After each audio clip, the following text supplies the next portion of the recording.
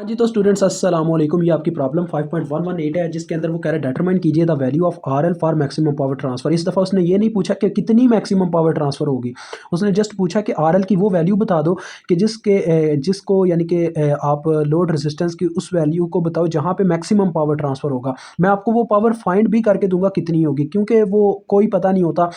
मेरा overall full answer देने का कह लें कि जो है ना मकसद होता है। तो मैं आपको पूरा आंसर दूंगा, ये इसके क्वेश्चन पर नहीं रहूँगा सिर्फ।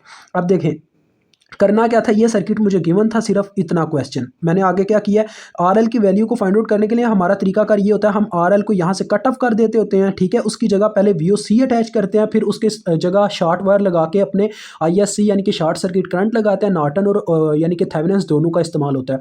और फिर हम आर थेवेनिन्स कैलकुलेट करते हैं। आर थेवेनिन्स के इक्वल अगर हम आरएल को रख देना तो मैक्सिमम पावर ट्रांसफर हो जाता है। जस्ट ये छोटा सा एक कंसेप्ट है, तो ये आपके सामने ही अप्लाई होने लगा। देखें वीओसी मुझे फाइंड आउट करने हैं।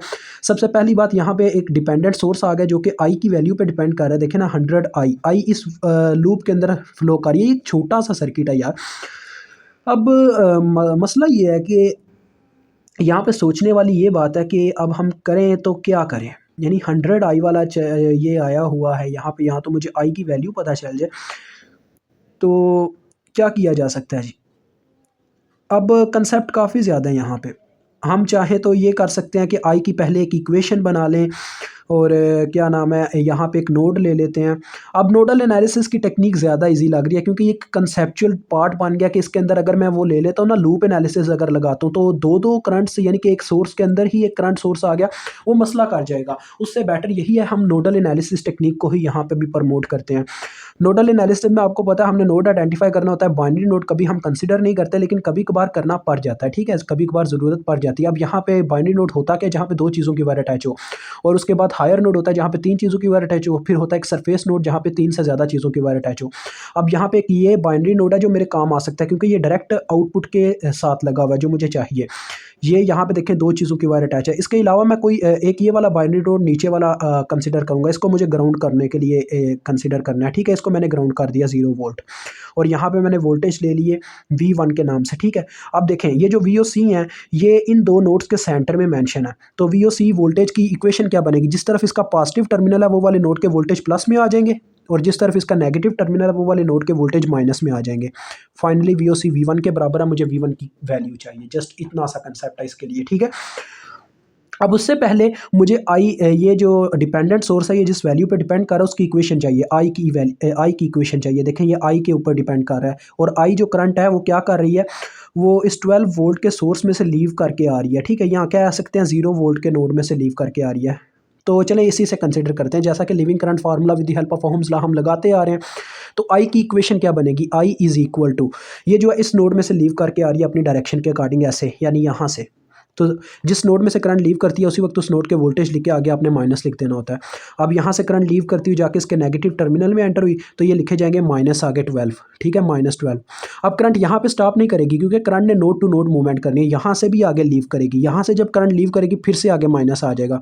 अब यहाँ से करंट लीव करती हुई जाके इस नोड में एंटर कर जाएगी जो कि आगे V1 है, और बटे में जितनी रेजिस्टेंस रस्ते में आई वो आ जाएगी जो कि 5K + 5 के दो रजिस्टर हैं। तो ये आपके पास आई की इक्वेशन बन गई है, ठीक है। सिंपल कंसेप्ट है। तो आई मेरे पास आ क्या रहा है जी, देखें माइनस माइनस प्लस हो जाएगा, ये 12 बन जाएगा, और वो -V1 है, यानी कि 12 - V1 डिवाइडेड बाय 10K। तो ये आई की इक्वेशन आ गई है। अब V1 मुझे, मैं यहाँ पे KCL अप्लाई करता हूँ इस नोड के ऊपर बच्चों। ये आपका सामने एक ही नोड है V1 वाला, तो अप्लाई KCL एट नोड 1। आपको पता है KCL क्या कहता था, sum of entering currents is equal to sum of leaving currents, यानी कि एक नोड के अंदर जितना करंट एंटर करता है उतना ही लीव करता है। तो मैं हमेशा लेफ्ट हैंड साइड पे लिविंग करंट्स लिखता हूँ और राइट हैंड साइड पे एंटरिंग करंट्स। तो इस नोड के घेरे में दो ही वायर्स हैं, एक ये वाली और एक ये वाली। इस वायर की मुझे करंट का नहीं पता, वो एक अननोन है, उसको मैं कभी भी ऐसी वायर्स के अंदर जो ये वाली करंट फ्लो कर रही होती है इसको मैं कभी कंसीडर नहीं करता। मैं leaving current formula with the help of Ohm's law लगा देता होता हूँ। मैं यहाँ से करंट को लीव करवाता हूँ इस नोड में से V1 में से, तो उसी वक्त आ जाएगा V1 माइनस लिविंग करंट आना, तो इस वजह से मैं लेफ्ट हैंड साइड पे इज इक्वल टू की लिख रहा हूँ, ठीक है। इज इक्वल टू की राइट हैंड साइड पे मैं लिखूंगा अपनी एंटरिंग करंट, क्योंकि ये एक एंटरिंग करंट भी यहाँ पे है 100 आई, ठीक है। ये आगे एंटरिंग करंट हमारी इस वायर की करंट मैंने लिख दी है। अब लिविंग करंट लिखने लगो। यहाँ से मैंने एक करंट को लीव करवाया V1 माइनस, ये करंट यहाँ से लीव करती हुई जाके इसके पॉजिटिव टर्मिनल में एंटर हुई, तो ये आगे +12 लिखे जाएंगे, लेकिन बाहर वाला माइनस उसे माइनस ही कर देगा, तो -12 आ गया। और यहाँ से भी करंट को लीव करवाऊंगा क्योंकि करंट ने यहाँ पे रुकना नहीं है, करंट ने यहाँ तक जाना है। तो V1 -12 फिर से यहाँ से जब करंट लीव करेगी फिर से आगे माइनस आ जाएगा और ये जाके फिर ग्राउंड नोड में एंटर कर जाएगी V1 -12 -0 और जितनी रेजिस्टेंस रास्ते में 5K + 5K यानी कि टोटल हो जाएगा 10K। तो अब यहाँ पे देखें हमारे पास क्या बन रहा है, V1 -12 यहीं पे रह जाएगा, ठीक है, V1 -12 और ये जो बटे में 10K बन रहा है उधर जाके मल्टीप्लाई खा जाएगा, यहाँ बटे में डिवाइड हो रहा है उधर जाके मल्टीप्लाई, तो 100 इंटू 10K इंटू आई की वो जो ऊपर इक्वेशन है वो लिख दो, 12 - V1 डिवाइडेड बाई 10K, ठीक है जी, ये मैंने ऐसे लिख दिया। अब ये देखें 10K से कट जाएगा, ठीक है। अब यहाँ पे हो क्या रहा है, ये 12 के साथ 100 ज़रब खा रहा है, 1200 बन जाएगा और यहाँ पे ये V1 है, ठीक है। अब ये जो 100 है ये -100 V1 बन रहा है ना, ये देखें 100 जब ज़रब खाएगा -V1 से तो -100 V1 हो जाएगा, वो जब इधर आएगा तो +100 V1 हो जाएगा, ठीक है। और ये जो 12 है उधर जाके +12 हो जाएगा, यहाँ पे बन रहा है 1200 और ये जो -12 उधर जाके बन रहा है +12। तो ये देखो कहानी क्या बन रही है, 101 V1 इधर ही रह गया, 101 उधर जाके डिवाइड होने वाला है, तो ये बन रहा है 1212, इसके बटे में आ जाएगा 101। करते हैं कितना बनता है, काफ़ी अजीब कहानी है, डिवाइडेड बाय 101 तो 12 यार, सिंपल सी बात है, 12 वोल्ट आते हैं। ये V1 की वैल्यू आपको पता चल गई है। आपको वैल्यू क्या चाहिए थी VOC की, VOC इज़ ऑलरेडी V1, तो VOC ही V1 है, यानी कि VOC की वैल्यू आपको मिल गई है। अब आपने ISC मालूम करनी है। ISC कैसे मालूम करनी है, यानी कि मैंने बोला सर्किट को फिर से आपने रीड्रा करना है और जहाँ पे आपने यानी कि ओपन टर्मिनल लगाया था वहाँ पे आपने क्या करना है, एक शॉर्ट वायर अटैच करके एक ISC के नाम से शॉर्ट सर्किट करंट फ्लो करवा देनी है, ठीक है जी।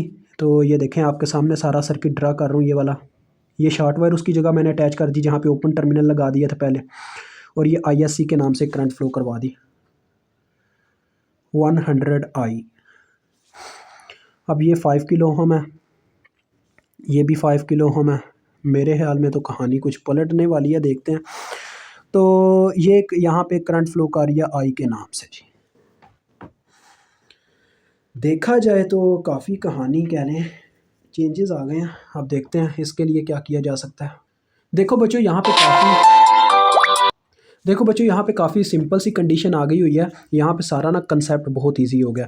अब हमारे पास यहाँ पे नोड ही एक बन रहा है जो कि पूरा सरफेस नोड है। देखें ये एक नोड है जहाँ पे दो चीज़ों की वायर अटैच है, एक इस वोल्टेज सोर्स की, एक इस करंट सोर्स की, और एक ये नोड है जहाँ पे एक इस करंट सोर्स की वायर अटैच है, एक इस रजिस्टर की, और ये इस नोड और इस नोड के दरम्यान में कोई चीज़ नहीं लगी हुई इस वायर के क्रॉस। तो यानी ये एक ही नोड है पूरा, ये पूरा एक सरफेस नोड है। ये आपको समझाने के लिए मैं यहाँ पर भी बाउंड्री ड्रा कर रहा हूँ, ठीक है।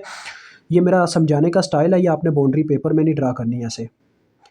तो ये पूरा ग्राउंड हो जाएगा, ठीक है, सिंपल सी बात है, ये ग्राउंड हो जाएगा, ये एक ही नोड है 0 वोल्ट, ठीक है। तो एक ही नोड था उसे ग्राउंड करना पड़ गया। अब देखिए अगर मुझे ISC फाइंड आउट करनी है तो यहाँ पे ये ही एक पॉइंट है जहाँ पे अगर मैं KCL अप्लाई करता हूँ the sum of entering currents is equal to sum of leaving currents, तो मुझे ISC की वैल्यू मिल सकती है। इसको मैं पॉइंट 1 कह देता हूँ, आपने लिखना है अप्लाई KCL एट पॉइंट 1, ठीक है।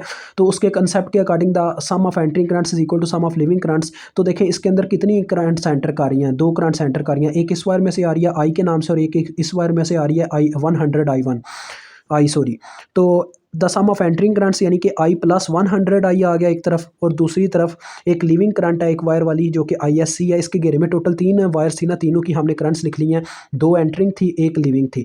तो यानी ISC मेरे पास बराबर आ रहा है 101 I के। अब ये I की वैल्यू मैं कहाँ से उठा के लाऊं? I की यार सिंपल सी बात है, ये जो I करंट है ना, ये लीव करती है 12 वोल्ट के सोर्स में से और जाके एंटर करती है यहाँ पे। तो इसकी वैल्यू यार फाइंड आउट करना कोई बड़ी बात नहीं है, ये देखें काफ़ी सिंपल है। I इज़ इक्वल टू, ये देखें I इज़ इक्वल टू, ये क्या कर रही है इस नोड में, ये आप ऐसे समझ सकते हो इस बैटरी में से निकल के आ रही है ना एक लिहाज से, तो इस बैटरी में से लीव कर रही है।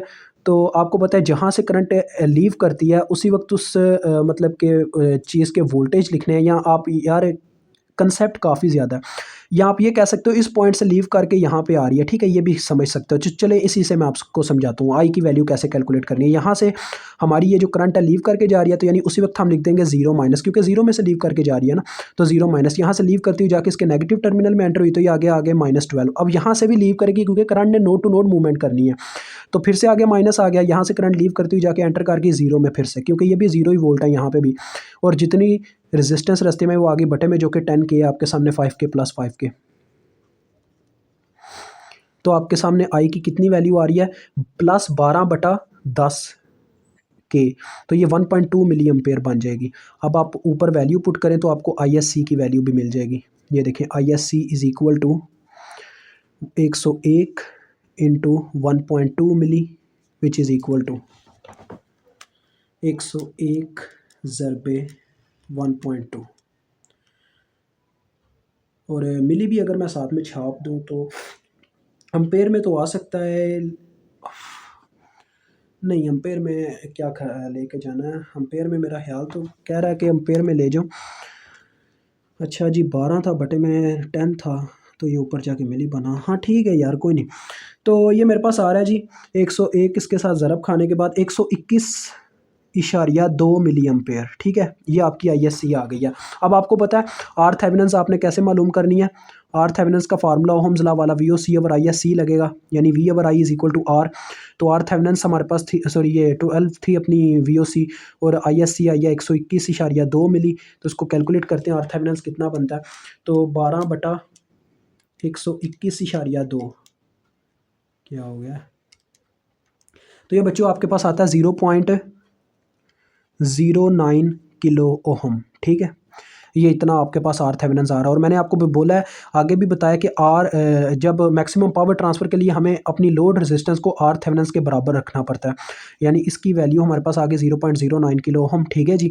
ये आपने इसके आगे बॉक्स में ना लिख देना फॉर मैक्सिमम पावर ट्रांसफ़र। उसके बाद अगर आप अपनी पावर फाइंड आउट करना चाहते हैं, यानी कि कितनी मैक्सिमम पावर ट्रांसफ़र हो रही है, तो आपने क्या करना है, थेवेनिन्स के अकॉर्डिंग एक मेजर सर्किट बनाना है। VOC जो आपके पास आए थे, कितने आए थे VOC, 12 वोल्ट आए थे। उसके साथ आर थेवेनिन्स को क्या करें, सीरीज़ में लगाएं, और जो पार्ट आपने कट किया था उसको आगे अटैच कर देंगे। देखें आर थेवेनिन्स को मैंने यहाँ पे सीरीज़ में लगाया इसके साथ, क्योंकि ये उसका तरीका कार है ना अपने, उसका क्या नाम था, थेवेनिन्स का। और जो पार्ट आपने कट किया था वो आगे अटैच कर दें, वो पार्ट आपने कट किया हुआ है RL वाला, तो वो मैं यहाँ पे अटैच कर रहा हूँ, ये अटैच हो गया, ठीक है जी। तो ये RL अटैच हो गया। RL की वैल्यू तो आप सभी जानते ही हैं। अब हमें मैक्सिमम पावर ट्रांसफ़र के लिए यानी इसकी पावर फाइंड आउट करनी है ना RL की। तो देखो बच्चों पावर फाइंड आउट करने के लिए ना मेरे पास कई फार्मूले हैं, VI है, V स्केयर ओवर R है, I स्केयर R है। यहाँ पे मैं क्या करता हूँ, वोल्टेज डिवीजन रूल लगा के इसके क्रॉस के वोल्टेज फाइंड आउट कर लेता हूँ, प्लस माइनस VL के नाम से इसके वोल्टेज रख लेता हूँ, ठीक है। और पावर का वो वाला फार्मूला लगा देता हूँ V स्केयर ओवर R। तो देखिए मैं वोल्टेज डिवीजन रूल लगाने जा रहा हूँ VL फाइंड आउट करने के लिए। वोल्टेज डिवीजन रूल क्या कहता है, अगर एक सिंगल लूप हो, जैसे ये लगा हुआ है, एक बैटरी हो और बाकी सारे रजिस्टर हों, तो जिस रजिस्टर के क्रॉस आप वोल्टेज फाइंड आउट करना चाहते हो उसकी रेजिस्टेंस को ऊपर रखो, बटे में रखो टोटल रेजिस्टेंस, यानी कि उसकी अपनी रेजिस्टेंस बाकी की रेजिस्टेंसेस यानी उनका सम है ओवरऑल, और मल्टीप्लाई करवा दो सप्लाइड वोल्टेज के साथ। सप्लाई कौन सी आ रही है, 12 वोल्ट की, तो 12 के साथ हम ज़रब दे देंगे और VL फाइनली आपको पता है कितने आ जाएंगे, 6 वोल्ट आ जाएंगे। अब आप इजीली पावर का फार्मूला लगा सकते हो, PRL is equal to VL का स्केयर ओवर RL। तो यानी ऊपर आ जाएगा 6 का स्केयर, बटे में आ जाएगा 0.09 के। PRL कितनी आती है देखते हैं आप जी, 36 बन रहा है ऊपर, सिंपल सी बात है, और डिवाइड करवा दें 0.09 से, तो ये बच्चों आ रही है 400 मिली वाट, ठीक है। एक तो ये बनता है, अदरवाइज़ मिली को अगर आप ख़त्म करते हो तो ये आपके पास आ जाती है 0.4 वाट, ठीक है जी। यहाँ पे आपका ये क्वेश्चन एंड होता है। मुझे उम्मीद है आपको समझ आ गई होगी। खुदा हाफिज़।